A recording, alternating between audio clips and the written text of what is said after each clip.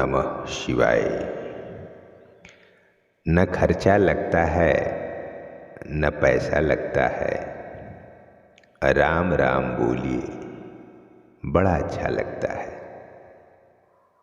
तो आज हम बात करेंगे कि कबीर साहब ने ये क्यों कहा कि सृष्टि में 4 राम हैं।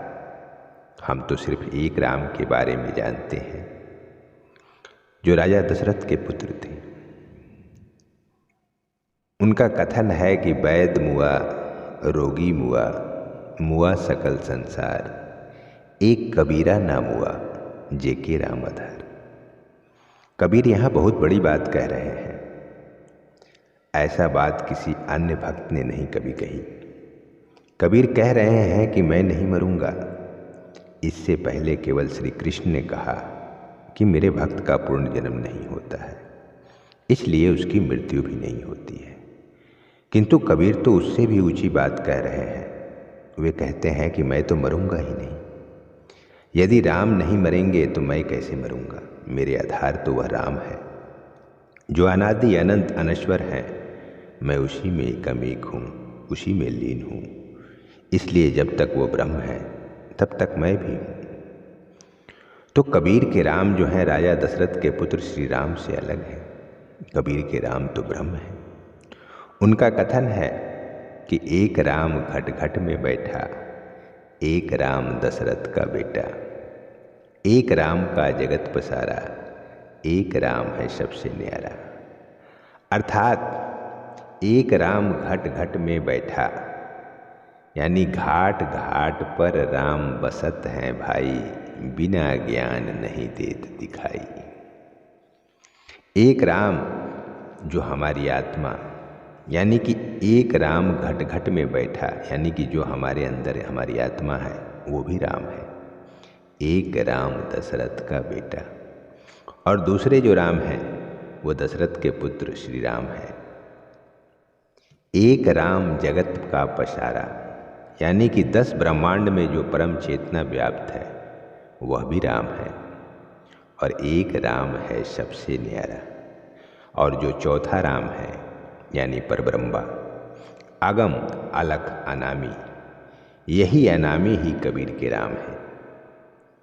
जिस शक्ति में अनंत सारा ब्रह्मांड लीन हो जाता है उसी में कबीर की आत्मा भी लीन हो चुकी है। इसीलिए कबीर कहते हैं कि एक कबीर न मुआ, जेह की राम आधार। कबीर कहते हैं कि संसार में जो भी शरीर जन्म लेता है वह मरता भी है। वैद्य यानी चिकित्सक भी मरता है, रोगी भी मरता है, राजा रंक स्त्री पुरुष सब मरते हैं, केवल भक्त नहीं मरता है। ऐसा भक्त जो देह, दैहिक रिश्तों, राग द्वेष, जन्म मृत्यु के भेद आदि से ऊपर उठ गया है, ऐसा भक्त आत्म भाव से ब्रह्म भाव में लीन हो जाता है। ऐसा भक्त देह नहीं है। देह तो जड़ है और भक्त चेतन है। देह के भोग जड़ता है तथा भक्त की भक्ति चेतनता है। भक्त की देह भावमय होती है, जड़ देह से सुमिरन नहीं होता। शरीर भूलकर भगवान के भाव में डूबने के बाद ही भक्ति आरंभ होती है। इस तरह चेतन स्वरूप भक्त कबीर कभी मरता नहीं है। माया मरी न मन मरा, मर मर गए शरीर, आशा तृष्णा न मरी, कह गए दास कबीर। कबीर दास कहते हैं कि इच्छाएं कभी नहीं मरती और दिल कभी नहीं भरता। सिर्फ शरीर का अंत होता है। उम्मीद और किसी चीज की चाहत सदैव जीवित रहते हैं। सत्य, असत्य, बेईमानी, ईमानदारी जैसे कर्म केवल मनुष्य ही कर सकता है और कोई पशु नहीं। मनुष्य ही का जीवन ही स्वर्ग और नरक का अधिकारी होता है। लोग आपको आपके बैंक बैलेंस से नहीं बल्कि आपके चरित्र व व्यवहार से आपको जानते हैं। शमशान में 4 लाख या 4 करोड़ नहीं जाते, 4 लोग छोड़ने जाते हैं। कबीर हमारा कोई नहीं, हम काहू के नहीं, पारे पहुँचे नाव जो, मिल के बिछुड़ जाए। इस जगत में न कोई हमारा अपना है और न हम किसी के। जैसे नाव के नदी पार पहुंचने पर उसमें मिलकर बैठे हुए सभी यात्री बिछुड़ जाते हैं, वैसे ही हम सब मिलकर बिछुड़ने वाले हैं। सब सांसारिक बंधन यहीं छूटने वाले हैं। कस्तूरी कुंडल बसे मृग ढूंढे वन माही, ऐसे घट घट राम है दुनिया खोजत नाही। इस दोहे के माध्यम से कबीरदास कहना चाहते हैं कि जिस प्रकार कस्तूरी जो एक सुगंधित द्रव्य होता है हिरण के नाभि में व्याप्त रहता है, जिस तरह आत्मा हमारे अंदर है और उसकी सुगंध से आकर्षित होकर वह हिरण जंगल में इधर उधर भागता रहता है, जिस तरह हम संसार में इधर उधर भागते रहते हैं और ढूंढता रहता है कि वह सुगंध कहाँ से आ रही है, उसी प्रकार मनुष्य भी भगवान को जगह जगह ढूंढता रहता है। परंतु ईश्वर तो कण कण में व्याप्त है, वो तो हमारे अंदर ही है, लेकिन हम उसे समझ नहीं पाते। मनुष्य भी शांति, सफलता तथा अन्य गुणों के प्रति आकर्षित है, इसलिए कभी मंदिर कभी गुरुद्वारे भटकता रहता है कि कहीं उसे शांति मिल जाए या फिर कोई चमत्कार हो जाए, उसे ईश्वर मिल जाए।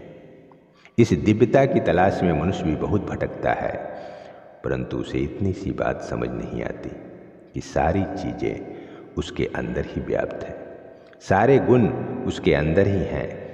अगर एक बार वह ठहर जाए, जैसे गौतम बुद्ध ने कहा था अंगुलीमाल को कि बस मैं तो ठहर गया, तू कब ठहरेगा।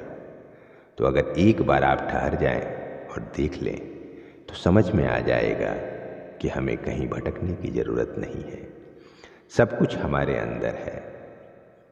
इसलिए कभी इन बातों पे ज़रूर गौर कीजिए कि जब आप ट्रेन में जाते हैं तो आपके बगल से जाता हुआ भिखारी एक बहुत बड़ी बात कह जाता है, लेकिन हम उसका अर्थ कभी नहीं समझ पाते। लेकिन कभी भी अगर आपको फुर्सत मिले तो एक बार सोच कर देखिएगा कि इसका अर्थ क्या है। दे दो राम, दिला दो राम, देने वाला सीताराम। उम्मीद करते हैं कि यह वीडियो आपको पसंद आया होगा। धर्म, अध्यात्म और जीवन के सत्य को जानने के लिए आप अपने चैनल दिव्यांश दीप को सब्सक्राइब जरूर कीजिए और इसे लाइक और शेयर भी जरूर कीजिए। और ऐसे ही ज्ञानवर्धक वीडियो को सबसे पहले देखने के लिए आप नोटिफिकेशन बेल प्रेस करना ना भूलें। जय श्री कृष्ण।